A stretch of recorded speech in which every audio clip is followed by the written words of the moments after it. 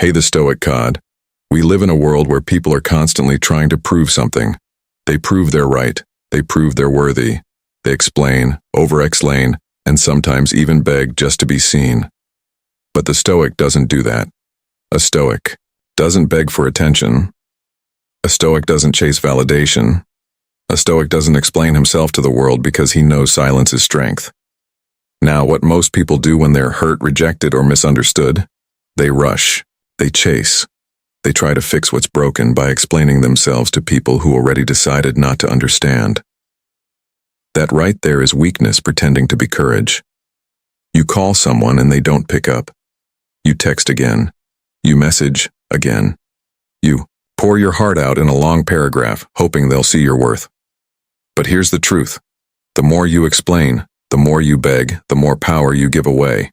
And that's not Stoic. The Stoics, like Marcus Aurelius and Epictetus, mastered the power of silence. Not because they didn't care, but because they understood this. The more we value things outside our control, the less control we have. Epictetus. When you chase someone's attention or beg for their understanding, you're handing over control. You're saying, my peace depends on how you respond. But that's not peace, that's prison. Real strength is when someone disrespects you and you walk away without a word, not out of pride, but because your dignity doesn't scream. It doesn't chase. It doesn't explain. It silently detaches. This silence is not emptiness. It's discipline. It's self-respect. It's inner strength that says, I don't need to be heard by you to hear myself. And this silence terrifies people, because when you don't react, they lose the control they thought they had over you. So today let's talk about the kind of silence that builds power, not weakness. The kind of silence that makes people wonder what changed. The kind of silence that lets your absence speak louder than any message you could send. We're going to break down 6 deep truths. 6 reasons why silence is a Stoic superpower and why those who practice it never chase, beg, or explain themselves. If you're tired of overgiving, if you've been misunderstood, if you've ever chased someone who walked away from you, this is your moment. Toe shift. Let this script be the reminder you didn't know you needed. Before we dive into point 1, do me one small favor. Like this video if it already resonates. Comment your thoughts and affirmations as we go. Share this with someone who needs to hear this and subscribe to this channel for more Stoic growth content. And most importantly, don't skip any part of this video because one idea, one truth might just change how you carry yourself forever. I want you to drop this affirmation in the comments. My silence is my power. Silence makes them feel your absence. Number 1. Silence makes them feel your absence, not just hear your words. Have you ever noticed something strange? When you stop explaining yourself, when you stop chasing, people suddenly start thinking. That's the paradox of silence. It doesn't push, it pulls. Now think about the last time you got hurt. Maybe someone ghosted you, disrespected you, or gave you the cold shoulder. Your instinct probably screamed, say something, fight back, defend your worth. But here's the thing. The more you talk, the less they listen. The more you chase, the more they run. The more you explain, the less they value your words. But when you go silent, suddenly, they notice your absence more than they ever noticed your presence. He who does not understand your silence will probably not understand your words. Albert Hubbard. Stoics understood this thousands of years ago because silence makes people uncomfortable in ways that noise never can. When you go silent on someone who expected you to beg, when you withdraw instead of react, you force them to confront something deeper, their own actions. See, silence holds up a mirror. It says, I saw what you did. I felt how you treated me, but I value myself too much to explain it to you. That kind of silence doesn't come from ego. It comes from clarity. You realize if they cared, they would ask. If they respected you, they would reach out. If they were emotionally mature, they wouldn't need a paragraph to understand your worth. So you stay silent. And in that silence, you reclaim all the power you once gave away. You stop wasting energy trying to be understood by people who don't even understand themselves. You stop trying to heal through conversation because some wounds heal better in silence. And yes, it's uncomfortable because your silence will trigger them. It will confuse them. It will make them ask questions like, why isn't he reacting? Why didn't she respond? Did they stop caring? That's when the power shifts because silence speaks one truth they can't ignore. You don't owe them an explanation. Not anymore. You hear the truth louder. Number 2, when you stay silent, you hear the truth louder. The world is loud, but silence helps. You listen, not to others, to yourself. In moments of heartbreak, betrayal, or confusion, most people run to others for advice, validation, or a temporary emotional fix. They'll call 5 friends, scroll endlessly on social media, or even confront the person who hurt them, hoping the right conversation will help the wrong person. But the Stoic does something radically different. He goes silent not because he doesn't feel pain, but because he knows that real answers don't come from noise, they come from reflection. If you are distressed by anything external, the pain is not due to the thing itself, but to your estimate of it, and this you have the power to revoke at any moment. Marcus Aurelius. When you get silent, truly silent, the mind calms down. And when the mind calms down, the truth rises to the surface. You begin to hear things like, they never really respected me. I just didn't want to accept it. I'm not angry because they left. I'm angry because I stayed too long. I don't need closure. I need peace. These truths don't come in a text message. They come in the quiet hours when you stop explaining and start listening. Silence gives you space to separate your emotions from your values, because when you're hurt, your emotions scream. Chase them, explain yourself, prove your worth. But when you're silent, your values whisper. Hold your dignity, protect your peace. Let them go. This is why Stoics didn't react quickly. They didn't make decisions in anger. They embraced a kind of sacred stillness, a pause before the storm. Modern society teaches the opposite. Speak your mind. Tell them how you feel. Don't let anyone disrespect you. Others what most people miss. You don't gain respect by reacting louder. You gain it by staying grounded in silence while everyone else spirals in noise. The more silent you are, the more people reveal themselves. You don't have Tosk. Do they care? Their actions will show you. You don't have to beg for clarity. The truth comes out in your stillness. And most importantly, you stop reacting to life and start responding with purpose. Silence isn't passive, it's focused. It's intentional. It's the doorway to inner wisdom most people never walk through. So when you're unsure, when you're overwhelmed, when your emotions are clouded, don't act. Be still. The answer isn't outside, it's inside. And you'll hear it, insolence. Begsai. Foreclosure is a form of self-betrayal. Number 3. Begging for closure is a form of self-betrayal. Let's talk about something many people never admit. Begging for closure often ends in more pain, not peace. We all crave it. That final explanation, that one honest conversation, the ending that feels complete. But here's the brutal truth. If someone truly cared, you wouldn't have to beg for closure. They would give it to you with respect. And if they don't, your silence is the closure.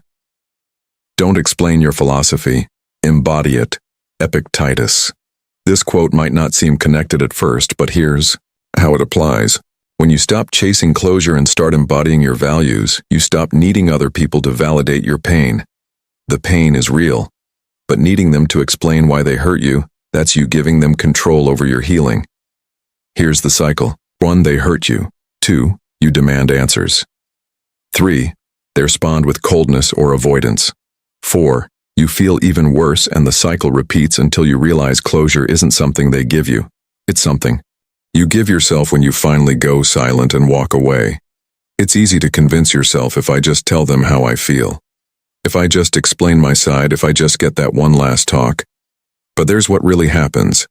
You end up talking to someone who already made peace with hurting you. You end up explaining yourself to someone who's already made their choice. You end up wasting energy hoping someone else will fix your broken expectations. That's not closure. That's self-abandonment. Stoics knew that emotions can cloud our judgment, especially when ego is involved. You want to be seen as the good one. You want to be understood. You want them to finally get it. But chasing that is a betrayal of your own growth. Real closure is this. You recognize that what they gave you was the most they could give. You accept that no amount of explanation will make them more respectful, more loving, or more honest. You stop waiting for a conversation that will never happen. And in that acceptance, your power returns. The people who hurt you don't need to understand your worth. You do. The people who left don't need to say goodbye. You can. Say it without a word. The people who ghosted don't need a second chance. Your silence is their answer. So stop writing those unsent letters. Stop rehearsing the perfect message. Stop chasing closure in people who were never open in the first place. Go silent. And let your silence be the space where self-respect finally breathes. Again, silence exposes what words try to hide. Number 4, silence exposes what words try to hide. When you go silent, something powerful happens. Masks fall off. Words can be a beautiful thing, but they can also be deceptive. People say, what sounds right? They say what they think you want to hear. They use explanations, justifications, apologies. But silence can't lie. What you do speaks so loudly that I cannot hear what you say. Ralph Waldo Emerson. Stoics understood this truth deeply. They didn't judge a person by their apologies. They judged them by their patterns. And the best way to see someone's pattern is to stop talking and watch. Because silence is not passive, it's observant. When you stop explaining yourself, you give people space to reveal their real nature. And trust me, they will. The one who truly respects you will miss your presence and reach out with honesty. The one who only used you will vanish because they never valued you in the first place. The one who manipulated you will grow angry or confused. Not because you did something wrong, but because they lost control. Here's what most people don't realize. Words can create illusion. Silence reveals reality. You don't need to confront them.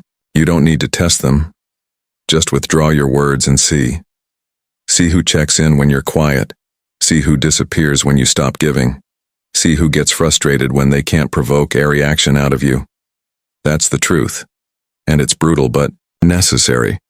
Sometimes silence hurts more than 1,000 confrontations. Because people can dismiss your words, but they can't dismiss your absence. They can argue with your opinions, but they can't argue with your stillness. When you stay quiet, you stop feeding their illusion. You stop playing their emotional games. You stop pretending that their words mean more than their actions. And this kind of silence, it brings you clarity. You stop needing people to explain why they treated you badly, because their silence, their distance, their actions, they already did. You start trusting patterns over promises. You start believing energy over explanations. You begin to value what's real, not what's spoken. That's a Stoicism. It's not cold. It's clear. It's not distant. It's discerning. It's not emotionless. It's emotionally disciplined. So the next time someone tries to talk their way back into your life, don't rush to respond. Observe. Gossilent, and let the truth speak without words. Silence is the highest form of confidence. Number 5, not explaining yourself is the highest form of confidence. Let's be honest. When someone misunderstands you, it hurts. You want to defend yourself. You want to explain why you're not what they think. You want to say, that's not me.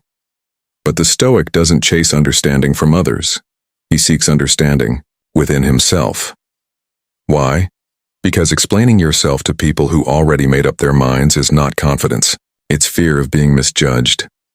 Don't waste what remains of your life in speculating about your neighbors unless with a view to some mutual benefit.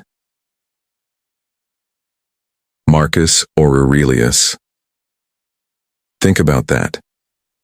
Every time you try to convince someone of your worth, your goodness, or your loyalty, you're spending your limited time and energy on someone else's judgment.